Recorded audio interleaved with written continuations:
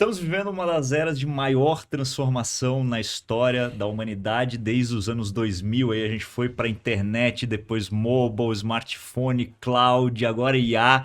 E parece ser um dos períodos mais incríveis que nós já vivemos. Mas se a gente voltar lá no passado, 1870, estava surgindo telefone, carro, eletricidade, lâmpada. Então, eu não sei se esse é um momento tão único assim, né? Parece que a gente já viveu ele no passado. Hoje eu estou aqui com o Júdice Bom dia, tudo bem, pessoal? Como é que vocês estão?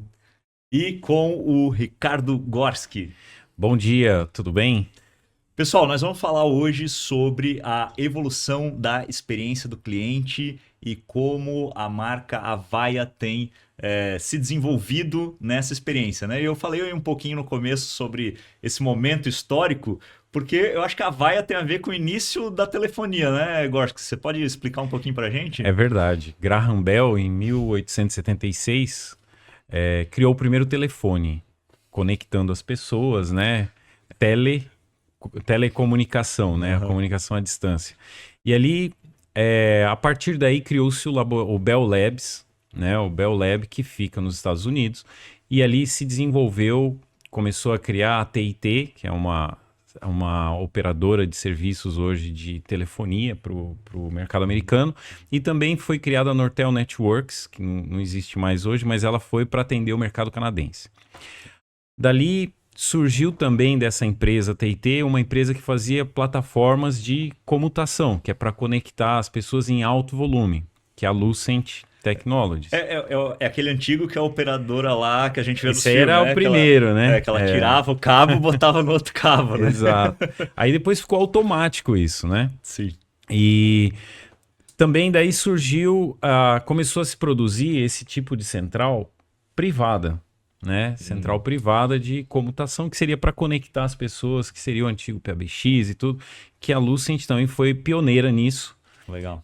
E essa parte privada fez um spin-off em 2001, que surgiu então a marca Avaya, que aliás tem uma curiosidade, Avaya, com esse som, em qualquer língua se fala Avaya, né? Interessante. Então, em qualquer língua a gente está conectando, né? Em qualquer lugar do mundo, a Avaya está conectando as pessoas. Legal. Muito legal. Pessoal, aí vocês já viram como a Avaya está totalmente ligada à história da telefonia, né? E qual é a sua história com a Avaya aí, Gorski? Puxa, minha história com a Avaya, eu comecei em 98 até 2001, eu trabalhei na Lucent naquela época.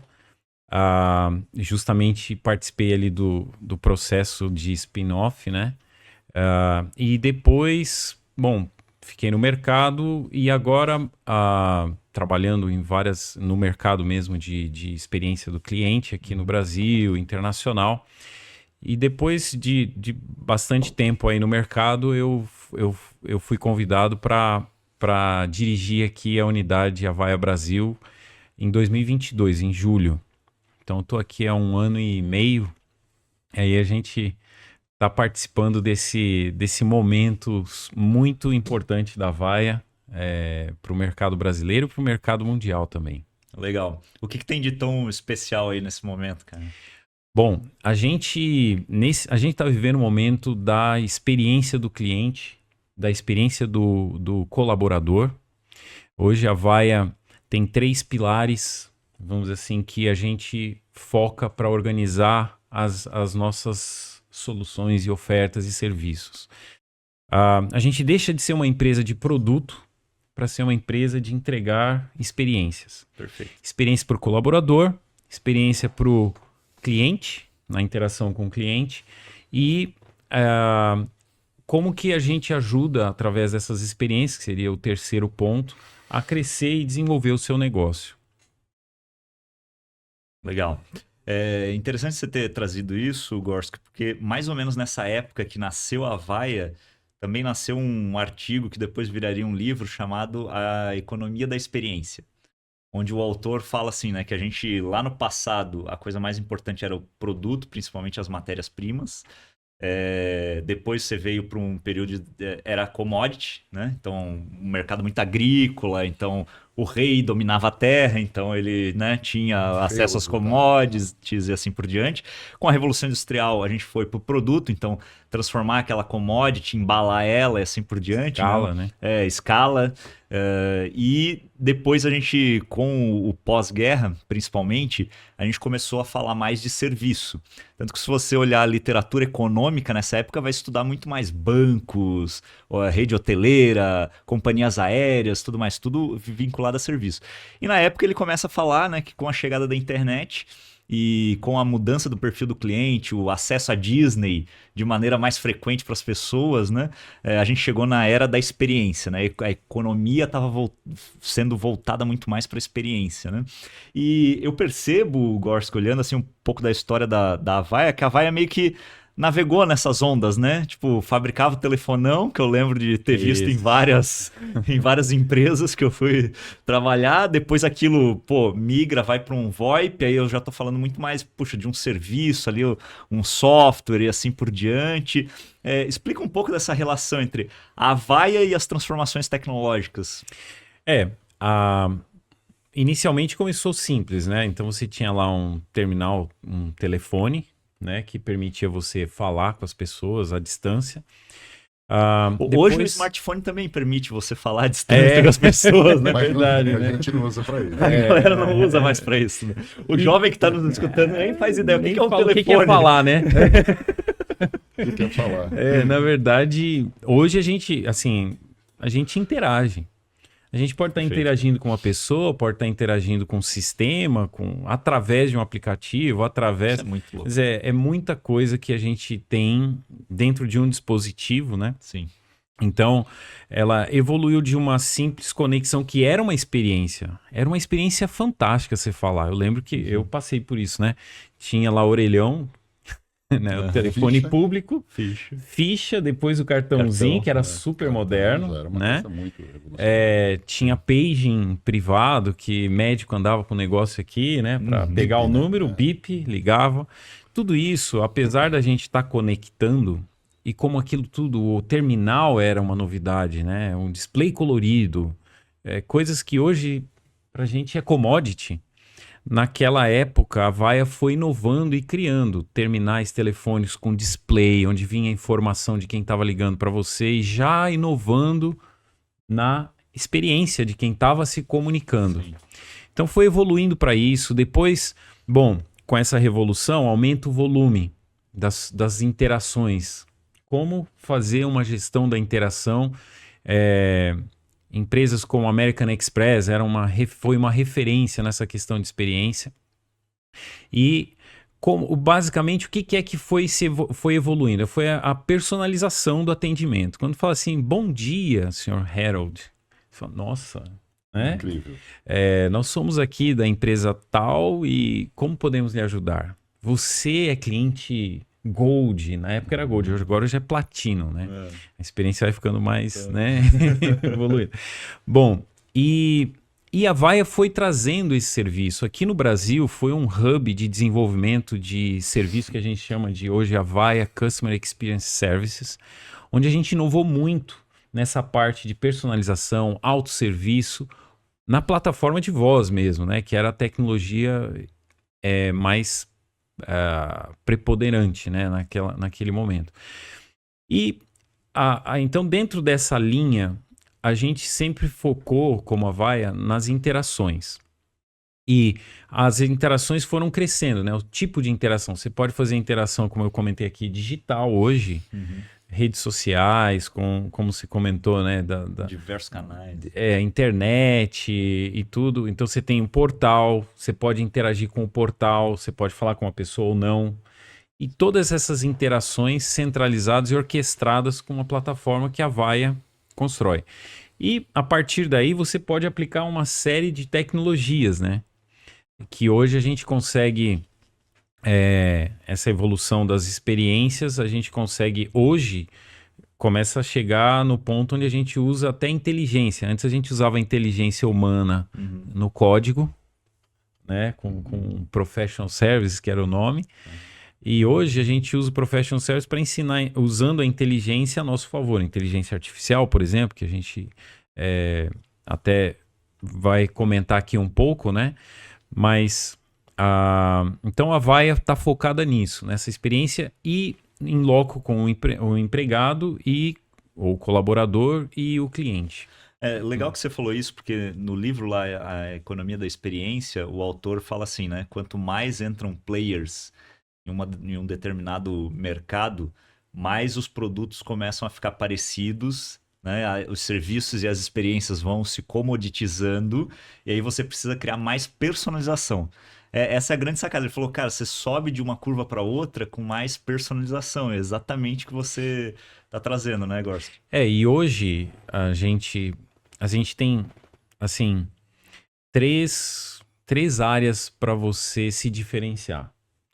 Produto, o produto específico, plataforma, é muito difícil, porque é muito fácil com com o crescimento exponencial da tecnologia, fica muito fácil o acesso a você copiar também. Sim. Né? Sim. Aliás, você usa até a inteligência artificial, se quiser, para copiar, né? E fazer a mesma coisa que alguém gastou um tempo criando. Mas uma é o produto, que fica mais difícil, fica muito mais commodity. O segundo é o prestador do serviço, que é o diferencial. Então, como que eu te entrego o serviço? E sabe qual é a terceira? O próprio cliente. O próprio cliente é o diferencial do meu produto ou do meu serviço. Porque a experiência que ele tem é o diferencial que faz outros quererem usar também. Então, quando, por exemplo, vou pegar um exemplo aqui que todo mundo tem um celular. Tem aqui o sistema operacional A e tem o sistema operacional B. Tem um monte e todos já estão praticamente iguais do ponto de vista de funcionalidade, câmera, essa coisa toda, certo? E os aplicativos funcionam nos dois. Por que você escolhe um, por que você escolhe o outro? É por causa do fabricante ou é por causa da tua experiência? Perfeito.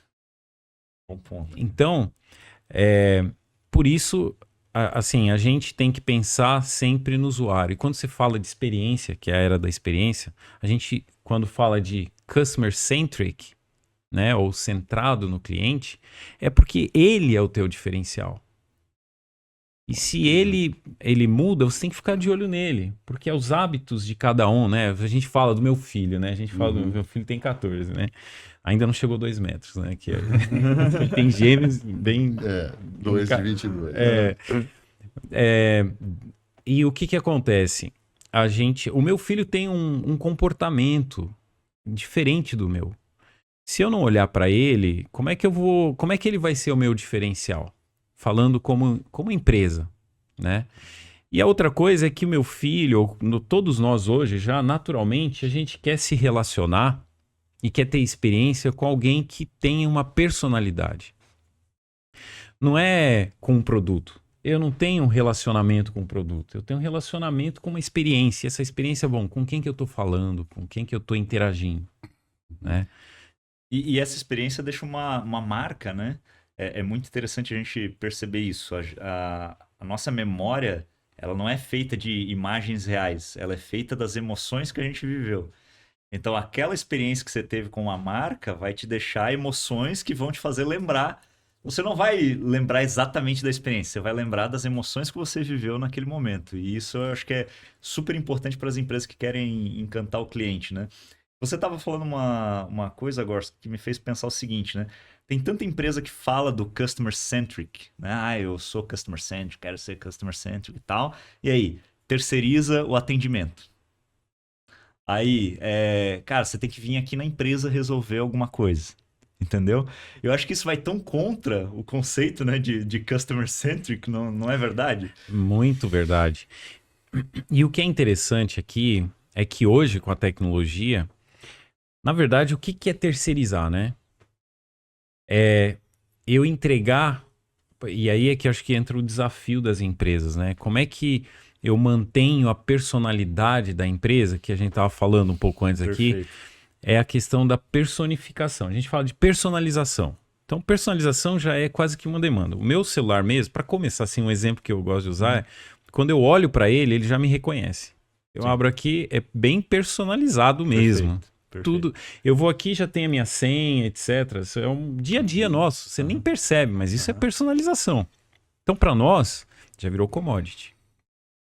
Mas, quando você fala de empresa, né? Como é que eu consigo construir uma personalidade para a empresa? Ou seja, eu vou falar, por exemplo, com a Make One. Quando eu falo com o Harold, como eu tava assim, o Harold é de Florianópolis, né? Estudamos no Inatel, temos algumas coisas em comum, tem um sotaque, tem um sorriso, um olhar, né? A mesma coisa, assim, a gente acaba tendo uma experiência sensitiva, certo? Perfeito. Igual o Ricardo Gil disse aqui e tal, né? Com as características, os 2 filhos que eu falei, 2 metros, bem mais alto que eu, que é raro. Mas enfim, a gente tem na mente algumas características que definem aquela personalidade ou aquilo que aquele ser, aquela entidade que a gente está interagindo. Lembrando que as novas gerações interagem com entidades, não necessariamente com pessoas. Boa. Né? E aí, como que numa indústria, numa companhia, numa corporação, você mantém a identidade, né? Antes da tecnologia, como é que você fazia isso? Cultura. E aí todo mundo aponta lá pro CEO, pro líder, ele tem que transmitir isso através da liderança, tudo, e a cultura. Mas a cultura é viva, né? É bem desafiador. Quanto maior a empresa, mais difícil você manter aquela cultura inicial. Então a gente vê algumas histórias, né, de fundadores como, sei lá, vou usar um nome aqui, né, o Samuel Klein da Casas Bahia. Todo mundo conhecia ele, Claro. né? Com o tempo, a pessoa perde um pouco aquilo, então tá sempre ali. A gente vê alguns que têm a personalidade. Então você vê, pô, Casas Bahia tinha uma característica, né? Então, como você fazer isso? Aí o atendimento é o balcão, é o primeira ponto de contato, né? A primeira impressão que você vai ter no atendimento. Aí você terceiriza. O que você está terceirizando? Você está terceirizando as pessoas que estão ali? Ou você tá terceirizando só a demanda? Não. Pega aí, segura aí essas pessoas que estão falando, que precisam falar com você, interagir com você e tudo. Ninguém faz isso dessa forma. Mas se você não se atentar para o detalhe de que ou você transmite a cultura para todo aquele atendimento, que é uma preocupação dos BPOs, né? Eles se preocupam em trazer a cultura, pintam a sala com a marca e tudo isso, colocam os produtos. Mas o que eu acho é o seguinte, é muito difícil você levar a cultura, né? Então, continua fazendo isso, mas com a tecnologia você consegue levar a personificação e facilitar para as pessoas a conexão com aquela identidade da corporação. E aí, hoje, isso também tem uma dinâmica, mas você pode ter uma orquestração disso, tanto interno, que aí a gente fala de employee experience, que seria o colaborador, na experiência dele. Então eu posso ajudar ele em determinadas situações, como se comunicar, ajudando até na redação, eventualmente, de alguma resposta, ou na sugestão do que falar para que você mantenha a cultura interna e também externa, quando você está interagindo com o cliente. Perfeito. Eu gosto dessa fala da personalização da marca, porque quando você olha assim, Nike, cara. A Nike já vem uma coisa na tua cabeça, né? Eu olho pro Judice e eu penso na Harley Davidson, não sei por quê. Entendeu? Eu também. É isso. E o incrível, né? Eu só gosto de moto alemã. Então. Ou japonesa. Apesar da Harley ser uma americana, belíssima, né? Sim. Tal, mas de motocicleta, eu adoro motocicleta, só ando de moto, mas eu gosto de japonesas e alemãs. Não, mas olha Mas como, tem mas olha como tem um característica de Harley, né? olha Acho que é como porque eu tem... gosto de música, de rock, de tocar e tal. Então, Harley, né? Exato. Seria a opção mais lógica. Olha como a marca pode trazer essa personalidade, né, cara? Bem, Isso... o Peter Drucker, né? Ele fala, não existem serviços nem produtos, apenas clientes. Né? Perfeito. Por isso que nós estamos falando, o Peter Drucker já falou há algum tempo atrás, né? Exatamente. Papa do marketing aí, né? Isso é fundamental. As gerações, elas mudaram fundamentalmente a forma de consumir, a forma de se relacionar, né? Então você pega a geração milênio, a geração X e a geração Z agora, né? Esses caras assumiram papéis de protagonistas em decisão de compra, né? Em decisão de consumo. E eles têm uma cultura totalmente digital, totalmente digital, e a última coisa que eles querem é que alguém ligue para eles para ficar tentando empurrar algum produto ou serviço, né? E a gente insiste em fazer isso muitas vezes, né? Então vamos montar aqui um time tal, né, de outbound, né, de prospecção, e vamos ficar enchendo o saco do maior número possível de pessoas com a intenção de vender algo, quando esse caminho tem que ser o contrário. Esse caminho tem que ser assim, quando é que o consumidor vai atrás de mim porque ele tem o interesse real de consumir alguma coisa que eu vendo, que eu entrego, e como é que eu me posiciono com omnicanalidade, com tecnologia, para que esse cara tenha rapidamente as respostas que ele busca, né? De uma maneira simples, fácil, intuitiva, leve, e no momento de compra dele, de maturidade de compra dele, que ele fala, poxa, eu preciso de tal produto, pô, eu vou comprar do Giutzi, eu vou comprar do Ricardo Giutzi, lá da Make One, tal produto, ou serviço, porque eu preciso disso, e entendi que ele entrega isso, né? Já entendi, porque eu fui nutrido com informações adequadas dentro do meu perfil, personificadamente, né? E aí eu lembro dele, vou lá e compro dele, né? Então esse caminho da decisão de compra, eu acho que o customer experience começa muito por aí, né? Você não pode ter uma experiência boa se você começar essa experiência, essa relação comercial com o seu cliente, tentando empurrar um monte de coisa para ele que ele não precisa, que ele não quer nem saber, né? O cara tentar me vender, sei lá, uma coisa que eu não tô nada interessado naquele assunto, e tem uma pessoa que fica me ligando, ou me mandando e-mail, ou me mandando mensagem no WhatsApp, ou no LinkedIn, ou no Instagram, e fala, pô, chega, cara, eu não quero. Ou pior, quando você já comprou da empresa e ele continua tentando te vender uma coisa que você já comprou dele, né? Que é uma coisa que acontece direto. Direto, né? Pô, mas espera aí, cara, eu já comprei, né? Eu já fui impactado com comunicações de empresas que eu já sou cliente diversas vezes, como se eu não fosse cliente, né? Então a tecnologia de omnicanalidade que ela vai atrás hoje, né, para o mercado mundial, ela equaciona, ela resolve essas questões, né? Obviamente que, bem, nós tivemos um grande hype, né? No final dos anos 90, com o advento da internet. Eu sou desse mundo de data centers, de provedores de internet. Eu vi o crescimento, eu vi a bolha, eu vi o estouro da bolha, né? E agora eu acho que é um segundo momento, assim, de grande energia, de grande transformação no mundo, que também pode virar a inteligência artificial uma bolha, né? Ela vira uma bolha, então as pessoas elas precisam comprar inteligência artificial, elas precisam dar conta desse assunto e acabam fazendo investimentos equivocados, né? Sem KPIs adequados, ou o que eu quero ajustar de valor para minha marca, para minha empresa, sem um processo claro e bem mapeado do que eu pretendo com inteligência artificial, e melhoria, né, da experiência do usuário nesse processo, e isso pode também virar uma bolha. Tem que tomar bastante cuidado, né, para ver. Eu queria já trazer um alerta pro pessoal, que é o seguinte, né? Não tá vindo mais compradores das gerações passadas, né? Não. Isso que o Giutzi falou é muito importante. Só tá vindo comprador agora, pessoal. A fábrica tá ligada. O orçamento, tem um estudo da Forrester bastante importante que fala assim, a geração milênio, no meu caso, né? Acho que o Gorski também, você acha que já é X? Não, vocês são X, eu sou milênio. Isso, e você é milênio, eu Isso, sou X, é verdade. A gente tem um orçamento ainda na mão, né? Que são os mais velhos. Ainda tem o cofre, a chavinha ainda. Mas quem decide mais já é a milênio. Quem decide, compra, né? E essa geração, ela procura muito webinar, ela procura muita informação. Eles verbalizam o seguinte: não há nada que um vendedor possa me contar que eu não consigo descobrir sozinho. E então, às vezes até mais, né? E até muito mais. Então, assim, o papel do cara de vendas hoje, do account manager e tal, é facilitar o processo de compra. Não é necessariamente convencer o cliente que ele precisa comprar A, B ou C. Muito menos se meter. Menos se meter na decisão do cara. Eu digo uma coisa assim que eu acredito, né? A gente não vende nada. É o cliente que compra. Exatamente, é o que você falou, né? Exatamente.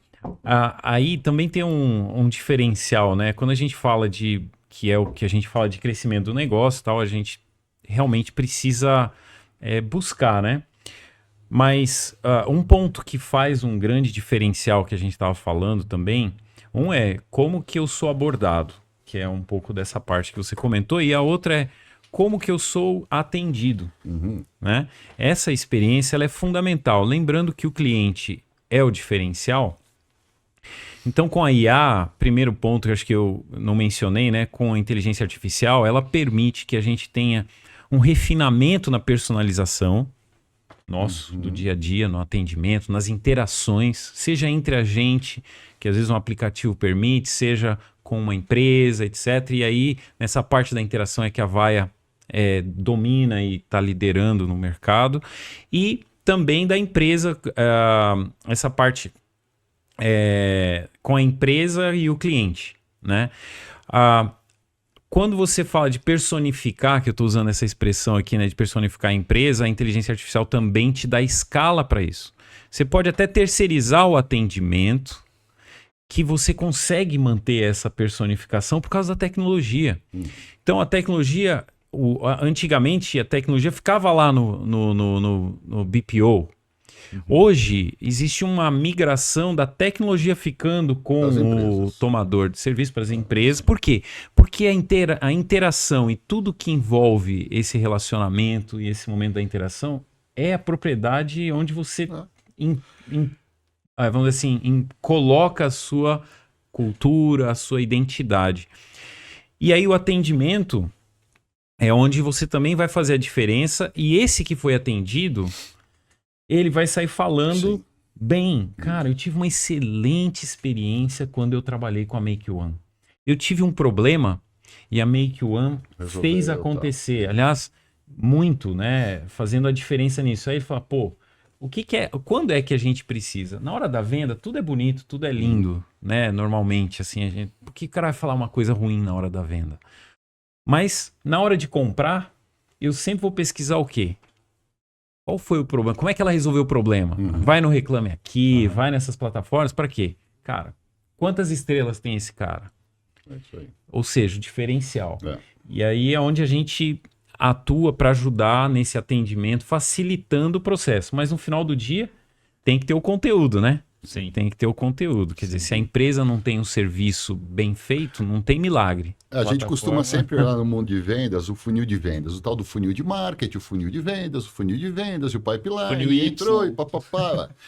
O funil de compra, pouca gente olha, que é o funil da jornada do comprador, não do vendedor. Perfeito, perfeito. E esse funil do comprador, ele não termina com a venda, ele continua, que é o que você disse, ele continua com a ativação, com a solicitação de suporte depois, né? Solicitação de assistência técnica, seja o que for, para aí se tornar realmente um cliente promotor do Net Promoter Score, sei lá. O cara se torna um promotor depois que ele comprou, depois que ele instalou, depois que ele pediu assistência técnica. Então, esse funil ele não termina lá no biquinho da venda, né? O de vendas terminou ali. O cara vendeu, vendeu, acabou, né? Mas não, né? Se você está pensando em sucesso do cliente, customer success, customer experience, blá, blá, blá, blá, blá, blá, esse funil ele tem que ir além, tem que ter um pós-venda aí muito forte, muito focado. Omnicanalidade atuando o tempo todo, inteligência artificial, personalização, né, desse atendimento para que realmente a empresa prospere, né, sem ter que empurrar produto, mas o mercado falando, pô, reconheço vocês como uma marca legal que atende um monte de gente que vai me ajudar também, vou comprar, é isso. E isso traz uma necessidade da empresa, né, Júdice, de se redesenhar para ter mais ofertas para o cliente ali dentro. Pois A transformação da empresa para um ecossistema, né? O que a gente está fazendo com a Make One aqui, né? Tem roadmap, Lebios, Sapios, Évolo e assim por diante. É o ecossistema, o ecossistema em torno da marca que vai atendendo o cliente em diversos... Porque o cliente é o centro. Porque ele já então, comprou, cara. Né? A gente já fez o difícil, né? Agora é manter ele nessa experiência. Mas eu queria aproveitar isso, achei muito interessante que vocês estão comentando, que é o seguinte, na Vaia, a gente tem uma preocupação. Primeiro, assim, dentro desse processo de funil de compra, o cliente lá atrás, ou prospect, ele tem uma visão. Ele tem uma visão de um impacto que ele vai ter quando ele tiver aquela aquisição. Isso. Né? Então, essa visão, muitas vezes, se nós que estamos oferecendo atendendo essa demanda dele, né? Porque lembrando que é o funil de compra, é ele que vai comprar. Isso. Então ele tem uma visão que quando ele compra, ela só está na visão ainda. Aí quando você faz a implantação, é muito importante, e na Avaya a gente tem esse cuidado, e está sempre reforçando esse cuidado, de ter certeza de que ele perceba o impacto que ele tinha se percebido antes, que levou ele a tomar a decisão pela Avaya, e que ele continue, porque se ele percebeu e esse impacto realizou-se, vamos dizer assim, na experiência dele, ele está fidelizado com você. E aí vem esse ponto, é que daí o funil inverte. Se era fechado, ele vai crescer... E aí ele vai demandando mais e mais. Mais e mais. Cliente feliz compra mais. O encontro da expectativa com a realidade é igual a satisfação. Quando a expectativa é exatamente igual à realidade, né? Então a expectativa é que o produto faça isso. A hora que eu comprei e implementei, fez aquilo, estou satisfeito.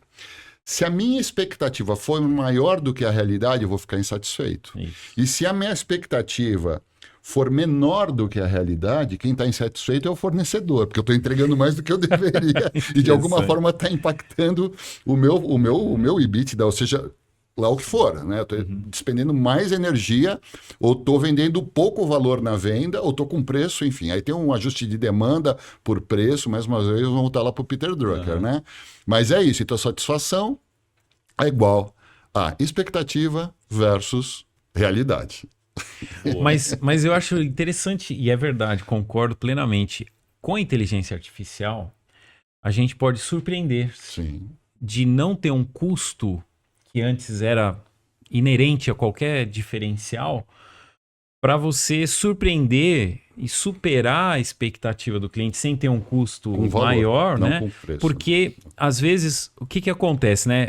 Com a inteligência, com a tecnologia, a inteligência artificial que a gente está tratando aqui, você pode aprender do cliente que antes eu precisava de uma pessoa. Perfeito. E aí, pô, fica caro, né? Você ficar estudando o perfil. Com a inteligência artificial ou com IA generativa, você vai aprendendo e vai ajudando a melhorar quais são os valores aquilo, que realmente importam para ele, para poder entregar aquilo que ele espera. Então, eu só vou fazer um caso aqui específico, né? Claro. Por exemplo, quando você liga no suporte técnico, o que você está esperando? Resolver um problema que você tem ali. Quanto tempo? Menos possível. Menos possível. Quando você... Então, aqui é um exemplo que nós usamos, inclusive, na Avaya, na área de suporte. Você faz suporte técnico, uma plataforma, eu conheço, tem manual, etc, etc. O que um ser humano faz? Ele escuta o problema, interpreta, busca a solução, se já não tiver na cabeça dele, aplica e resolve. Certo? Com a inteligência artificial, claro, ela me custou, mas eu posso gerar expectativa. Para aquele problema, ela busca rapidamente, sugere uma solução. First call resolution, né? E sugere uma solução, um atendimento, uma abordagem mais adequada, personalizada, etc., que me custaria mais, mas com a inteligência eu posso surpreender. Nossa, já resolveu? Né? Esse tipo de coisa que eu acho que é interessante esse momento que a gente está vivendo. Sim. Onde a gente vai chegar, né? Que eu acho que... Eu até dei uma entrevista recentemente que eu falei isso, né? Eu acho que a gente está vivendo a terceira onda do Customer Experience, né? A primeira onda, que durou décadas, o consumidor era totalmente offline. A segunda onda, ele foi para o online e aí nasceu a omnicanalidade, os diversos canais digitais e a busca mundo físico, mundo digital, O2O e assim por diante. E agora a gente entra nessa terceira onda que é o Customer AI Powered, né? É o consumidor potencializado pela IA. E aí você tem um desafio que ele já tem IA, né? E você não tem IA. E talvez a sua IA não seja tão boa quanto a dele. E aí, como é que você resolve esse desafio, né? Eu acho que esse é o grande desafio. E daqui para frente, como o Júdice falou lá das novas gerações, daqui para frente você só vai ter consumidor que é fera. AI Power. Só tem cara bom, cara. Exatamente. Entendeu? Cara, assim, as empresas, não importa mais se elas são uma indústria de fertilizantes ou uma fábrica de carros, são empresas de tecnologia, cara. Exato. Quando você vai falar de tecnologia com o cliente hoje, prepare-se. esse cara pode ser bem melhor do que você. Não, e sabe o que sabe o que eu acho legal? Tem uma brincadeira naquele livro Guia do Mochileiro das Galáxias, né? Sim, sim. Que ele fala assim, ó, quando a tecnologia nasce, ela surge, e você tem entre 0 e 15 anos, ela é uma tecnologia obsoleta. Não é tecnologia. Você não considera uma tecnologia. Porque já estava lá quando você apareceu, entendeu? Então, para minha filha, o smartphone não é uma tecnologia. Não, é algo não. que já está. Entendeu? Quando você tem entre 15 e 35, aquilo ali é a maior revolução da história. Então, pô, pra mim o DVD foi uma o videocassete. uma revolução. É isso aí. É isso aí. Blu-ray, né? Para as novas gerações ali, o meu cunhado, por exemplo, já é o streaming, né? Pô, streaming, nossa, revolucionou, não preciso mais ir no cinema, gastar dinheiro, não sei o quê. Quando você tá com mais de 35 anos, surge uma nova tecnologia, é a coisa mais perigosa do mundo. Exterminador do Futuro vai acabar. Eu acho genial essa sacada, porque é muito que a gente vive e é muito que acontece nas culturas organizacionais, né? O jovem chega com uma expectativa, não importa a era, não importa a geração dele. Quando o Judith era novo, ele chegou na empresa com uma expectativa de que, pô, ia ter aquelas tecnologias e tal. E aí, putz, talvez ele se frustrou, porque a empresa já tinha um modelo mais antigo e não sei o que e tal. E aí começa uma readaptação. A mesma coisa está acontecendo agora, né? O jovem já vai ser AI-powered. Quando ele chegar para trabalhar, ele já tem expectativa de chegar lá, cara. Cara, quando eu cheguei, eu era e-mail powered. Poucas pessoas tinham um e-mail, entendeu? Era do Mandic, né? Dos primeiros provedores, né? BBS, né? Dos Bulletin Board Systems, exatamente. Depois do Data Center e depois das Web-Centrics, que a gente chamava na época, né? O boom das primeiros e-commerces no Brasil e dos portais de atendimento via internet. Então, isso era um hype, assim, absurdo. Então, a pessoa fala assim, pô, você viu, tem um website. Porra, o cara tem um website, meu Deus! Era demais ter um website, né? Ter um e-mail. E quando você tinha um e-mail com arroba com seu sobrenome, então, te botava numa outra categoria de ser humano, entendeu, cara? Você era de um outro nível, entendeu? Social. Porque você tinha isso, ou cultural, não importa, né? E hoje é uma coisa totalmente básica. Se eu falar isso pro meu filho, ele fala, o quê, pai? E-mail, você usa e-mail ainda? Né? Porque eles já também não usam mais e-mail. Né? E aí, Igorski, como que a Avaya está se atualizando para essa nova era aí, IA chegando com força e tudo mais? Um ponto que eu acho que dentro dessa linha que vocês estavam falando, né, que a gente está falando aqui, essa questão, por exemplo, da evolução, né? Como que você entrega, aonde que tá, isso é irrelevante. O importante é a experiência no final, né? Outro ponto que eu acho que também que eu peguei um negócio aqui que você falou, né? Por exemplo, agora eu gasto menos dinheiro com streaming. É relativo, porque hoje a gente paga fixo por mês um valor de uma entrada de cinema no passado. Aliás, o cinema ficou muito mais caro, mas davam 7 cinemas e você não assiste todas as vezes. Então, não é dinheiro, é experiência. Por que eu tenho essa aí? Porque primeiro é a disponibilidade. A gente mudou de entrega para disponibilidade. Então, eu não estou preocupado em ter um carro, essas novas gerações, não estou preocupado em ter um hardware aqui para minha central está aqui fisicamente. Isso não importa. O importa é eu ter acesso ao serviço, e nesse sentido a Avaya consegue entregar acesso ao atendimento, a interações em qualquer canal, omnicanal e em qualquer lugar, e também para o empregado, para ele trabalhar remoto e tudo. Então, mas aonde está entregue, isso é relevante. Mas tem gente, a gente falou de gerações aqui, ainda tem gerações ou tem negócios que é importante que o dado esteja armazenado fisicamente dentro do meu data center. Nenhum problema. A Avaya permite que você tenha tudo hoje on-premise, Como híbrido, né? Parte ou- no cloud. Você pode... Eu tava num cliente que tinha uma exigência de fita magnética, cara. Sim, Pois sim, bem, normal. E ela funciona, não tem problema. Sim, claro, DAT, né? Mas agora tu imagina LTO, o DAT. teu filho jovem, assim, ó, tem que fazer uma manutenção ali no nosso servidor on-premises, entendeu? Cara, Ou no robô de fita, né?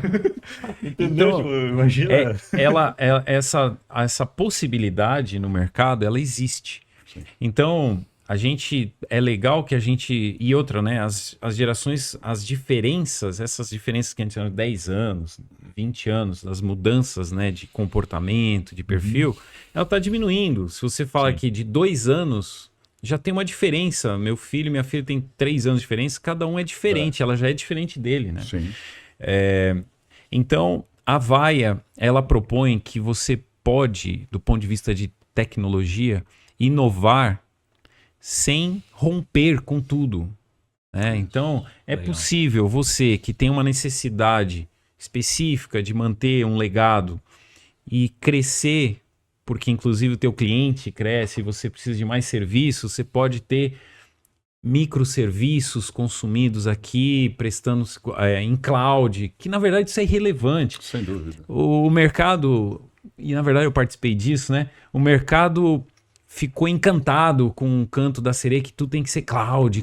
Não, agora é tudo streaming só na nuvem. Não vou falar nome das marcas aqui, né? Mas Sim, não, porque só para... isso é relevante. Isso é irrelevante. Eu posso ter meu Blu-ray, eu tenho um colega que ele fez lá o home theater dele. E ele tem um Blu-ray com discos lá que ele tem coleção, e ele gosta de assistir com aquilo Eu e tenho também Blu-ray consome. E é muito melhor do que streaming, cara. Não dá nem pra comparar. Não é? Não dá. Então, No meu home studio lá, eu tenho um baita de um Não é telão legal? com Blu-ray, com um baita de um som. Eu gosto de música. Sim. Bota lá um streaming, xoxo, vem fraco. Vem a imagem ruim, não é bom, entendeu? Sim, Depois que você põe um Blu-ray do mesmo show, você fala, nossa, é o mesmo show? É o mesmo show. e aí a gente pensa, né? Isso é uma evolução do mundo, né? Vamos dizer assim, a gente tinha o livro físico e tem o livro e tem acesso à literatura digital também. Sim. Eu posso ter uma biblioteca, que é raridade, mas eu posso ter acesso, né, à tecnologia, ao livro, à informação e tudo. A mesma coisa a Vaia. Como que a Vaia está se posicionando nessa questão de plataforma? Tanto você pode ter o on-premise, por exemplo, ou cloud pública, isso aí, cara, a gente consegue atender você inovando aonde você precisar e como você precisar. Focando, sempre na experiência.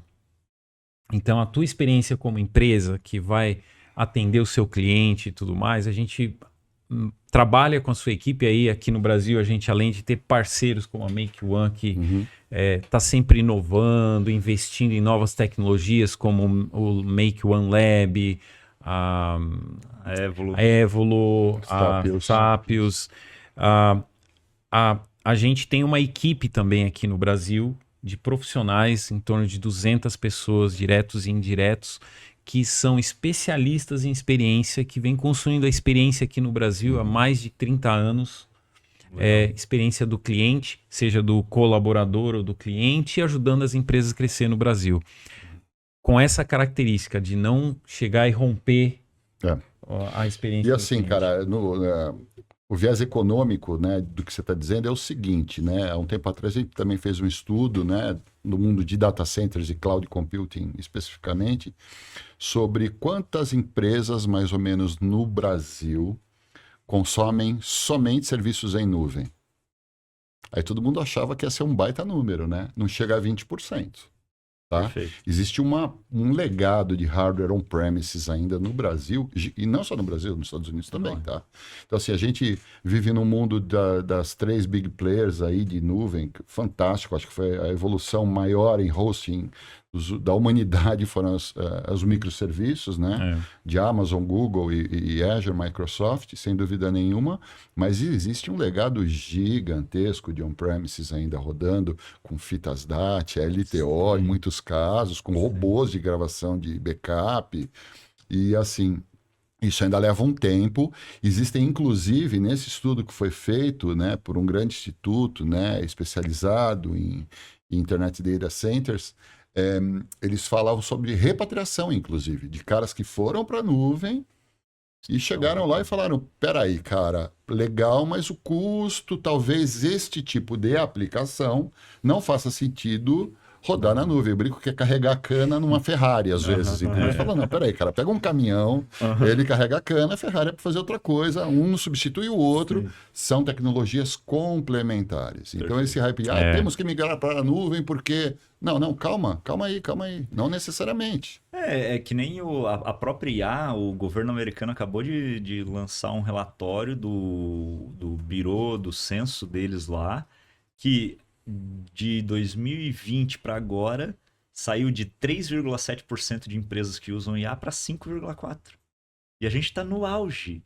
No auge. 5,4%. É pouquíssimo. E na pesquisa deles, 80% das empresas falaram que não há aplicação de IA no segmento. Olha que doideira, né? Interessante, né? Olha que interessante. Agora, é tipo falar na internet, na internet Falando, não vai pra que esse negócio de mas em e-mail? 98, né? Mas foi, né? Mas foi assim. E eu acho que eu vejo o seguinte, ali o potencial de crescimento disso está nos 5%. Pensando no que a gente falou aqui, esses usuários é que vão levar isso para frente. Esses que puxam a corda, é verdade. A gente está aqui para facilitar isso, né? Entregando experiência. Um ponto que eu ia comentar também é que acho que a gente falou da tecnologia, né? E que tem muitas coisas, etc. Mas o desafio com essa evolução da tecnologia é como entregar, né? Então, você às vezes fala assim, nossa, eu estava conversando com um empresário, ele tem negócio lá enfim, negócios jurídicos, financeiros, etc. E aí eu falei para ele o que dava para fazer com inteligência artificial, automação e tudo mais. Ele falou, nossa, fantástico, mas cara, como é que eu faço isso? E aí a gente pensa, pô, a teoria é muito fácil. Mas precisa de ter uma Make One, precisa ter uma Avaya com esses profissionais para aterrissar, porque a tecnologia ela é exponencial, mas a possibilidade de adoção e de aderência, obrigado, aderência da tecnologia à nossa realidade, ela é linear. E ela está crescendo? Está crescendo. E meus filhos, está crescendo uma curva assim, mas não adianta eu esperar que sei lá, uma constante, a não gente uma... fala uma exponencial. Então não adianta a gente falar, e aí a gente que é de tecnologia fica falando lá, pá, aquela visão maravilhosa. Quem que pode entregar?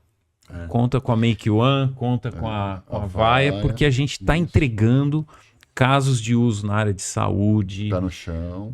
Na área, juntos aqui, na área de saúde, governo, segurança, indústria, a parte de comunicação interna das empresas, serviço a cliente, utilities, que porque é aí que vem um ponto também, né, do Make One Lab, como que a gente aterriza a inteligência artificial para a realidade. Você estava contando um caso, inclusive, teu, né? Isso.